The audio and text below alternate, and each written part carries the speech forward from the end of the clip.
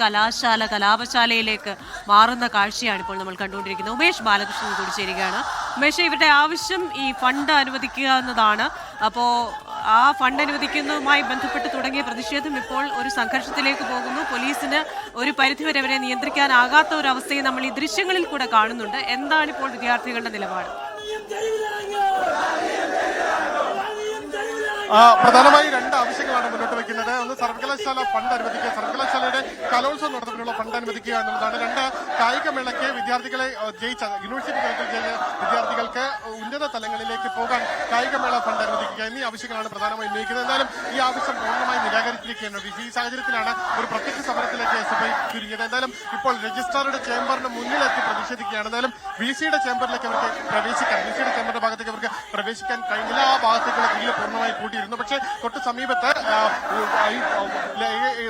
സർവകലാശാലയിലേക്ക് കയറുന്ന ഭാഗത്ത് ലെഫ്റ്റ് സൈഡിൽ തന്നെയാണ് ഈ VC-യുടെ രജിസ്ട്രാറുടെ ചേംബറിന് മുന്നിലെത്തി ഇപ്പോൾ മുദ്രാവാക്യം വിളിക്കുന്ന കാഴ്ചയാണ് നമ്മൾ കാണുന്നത്. എന്തായാലും സർവകലാശാലയിലെ പ്രതിഷേധം കഴിഞ്ഞ ഒരു ഇടവേളയ്ക്ക് ശേഷം വീണ്ടും വളരെ ശക്തമായ SFI പ്രവർത്തകരുടെ പ്രതിഷേധം രേഖപ്പെടുത്തിക്കൊണ്ട് SFIയുടെ സംസ്ഥാന സെക്രട്ടറി അടക്കമുള്ളവർ ഈ സമരത്തിന്റെ ഭാഗമായി നേതൃനിരയിൽ തന്നെയുണ്ട്. ഈ രീതിയിൽ ശക്തമായ പ്രതിഷേധം രേഖപ്പെടുത്തുകയാണ് SFI പ്രവർത്തകർ.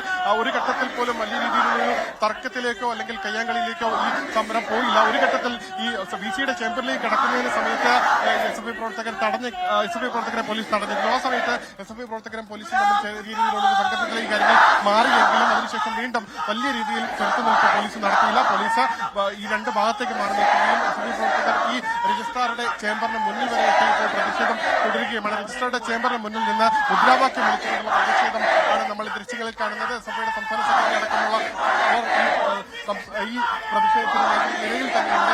ശക്തമായ പ്രതിഷേധം SFI പ്രവർത്തകർ രേഖപ്പെടുത്തുന്നു.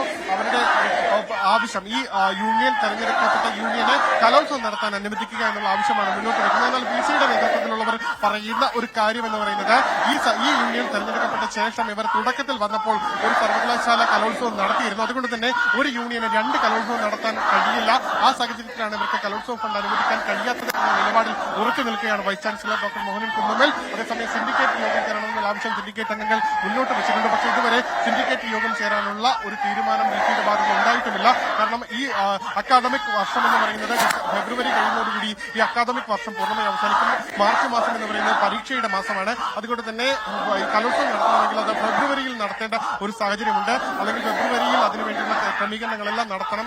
എന്തായാലും വിദ്യാർത്ഥികളുടെ ഗ്രേസ് മാർക്ക് അടക്കം ഈ ബാധിക്കുന്ന വിഷയമാണ് ഈ കലോത്സവം. കാരണം കലോത്സവം പ്രതീക്ഷിച്ച് കലാകാരികളായ ഗ്രേസ് മാർക്ക് അടക്കം പ്രതീക്ഷിക്കുന്ന നിരവധി വിദ്യാർത്ഥികളുണ്ട്. എന്തായാലും ആ വിദ്യാർത്ഥികളുടെ അവസരം കൂടി നഷ്ടപ്പെടുന്നു എന്നാണ് SFI ആരോപിക്കുന്നത്. എന്തായാലും ശക്തമായ പ്രതിഷേധം VC-യുടെ രജിസ്ട്രാറുടെ ചേംബറിന് മുന്നിലെത്തി പ്രതിഷേധം നടത്തുന്നു.